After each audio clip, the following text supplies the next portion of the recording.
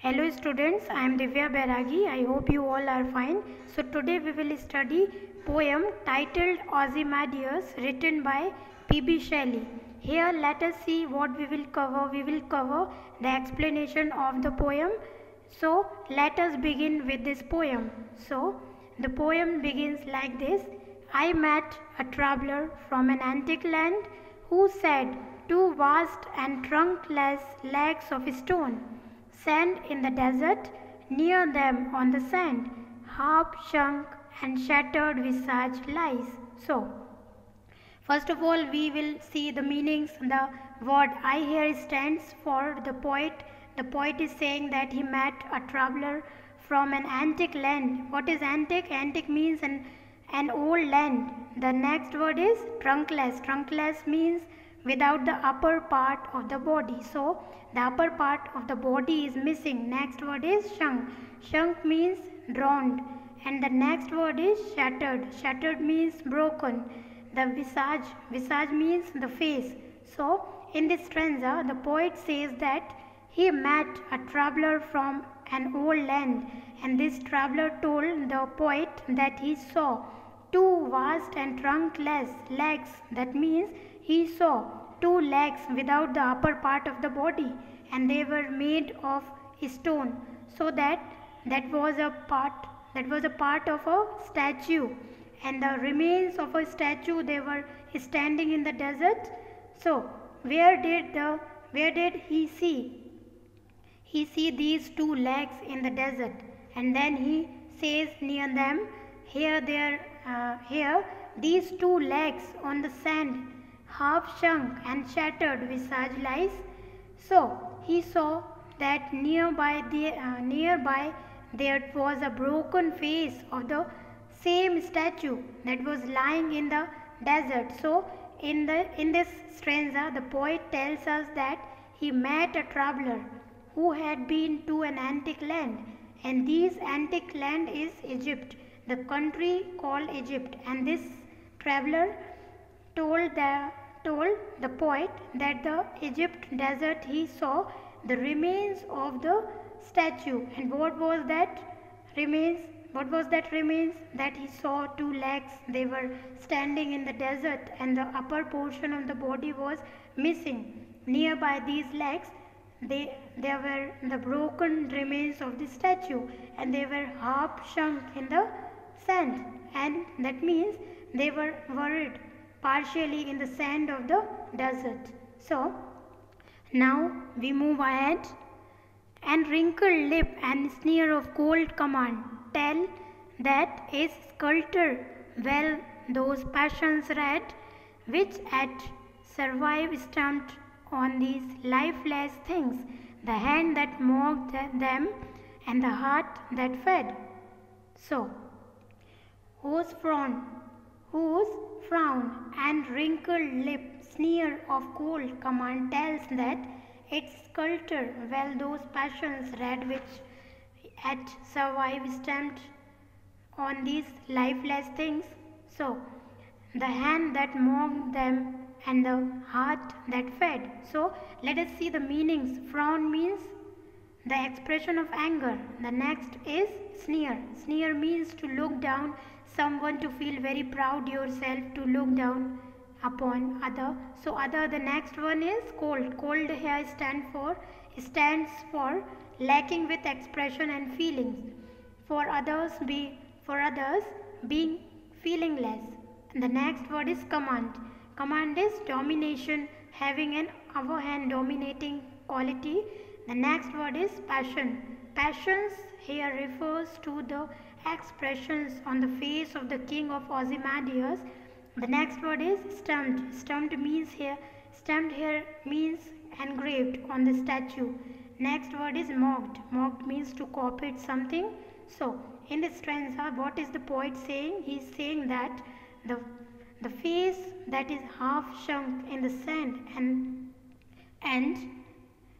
sand has an expression of frown, and the lips are wrinkled, which show a sneering expressions of being very cold, emotionless, and dominating. So these are the expressions that are there on the face of the statue that is lying in the sand, and the statue is to a king, Ozymandias. The poet is saying that this sculptor was very fine. He read the expressions on the face of Ozymandias, looking Ozymandias very well, and he copied them very nicely onto the statue. And then he says that the hand that mocked them and the half that fed. So he says that the hand that mocked them refers to the sculptor which copied the expressions to the statue. The heart that fed refers to the heart of king of Ozymandias, which produced these expressions. So in this stanza, the poet is saying that the sculptor who has made the statue was a very fine person because he was very good at his work. He analyzed the expressions on the king's face very well, and he copied them onto the statue perfectly. So the statue has these expressions of anger, and wrinkled lip shows a sneering quality of being emotionless, dominating, which was there on the king Ozymandias, and he is very good of making the statue, and he copied them exactly on to the statue. Then he says the hand that mocked them to this sculptor was a sculptor who copied this expression onto the statue. The heart that fed, that refers to the king Ozymandias, who produced what?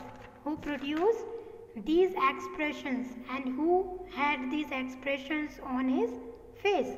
So now we move ahead, and on the pedestal these words appear: my name is Ozymandias, king of kings. Look upon my words, a mighty and despair. So here the word pedestal, the base of the statue, and platform, and the next word is a. A means you. A means you. This is an old fashioned word which is no longer used in English. It stands for you, mighty here. Yes, it stands for you. Now mighty here refers to powerful kings. So King Ozymandias is referring to the powerful kings of the world.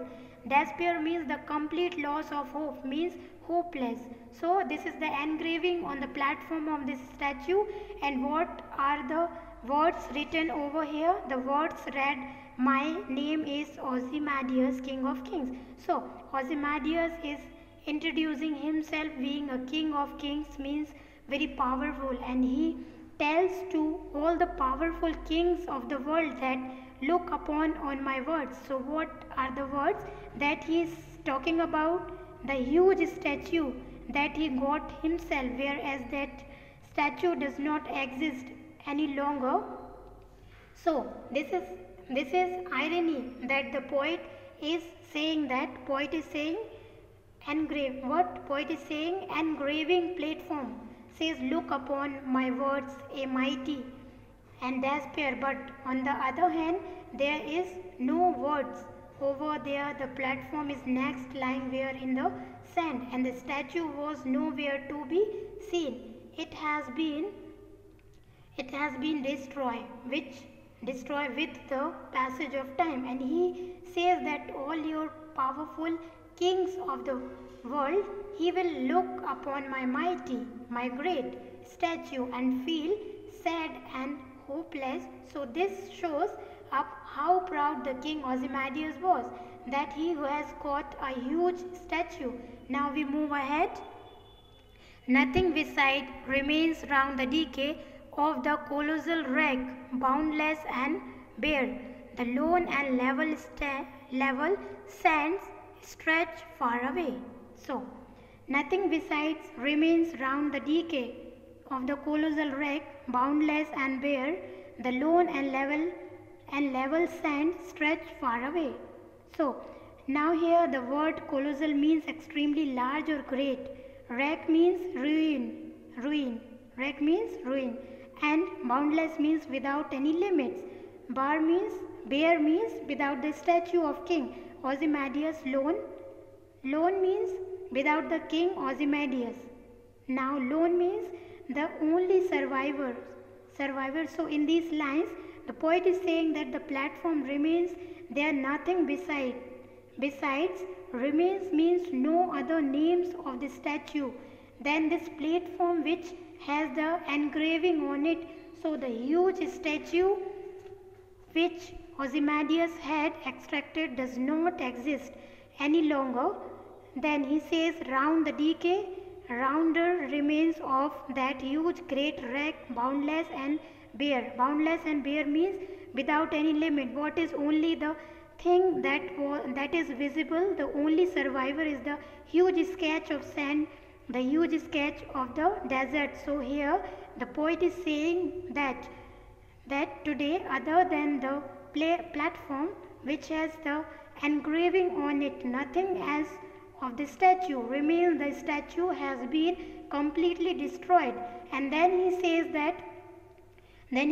that round the remains, that huge statue, there is the boundless, there is a huge desert which has no limits, and the desert is without the statue of King Ozymandias. So only thing that is visible around is the huge sand in that desert. So now we had read the poem. I hope you enjoyed. Thank you.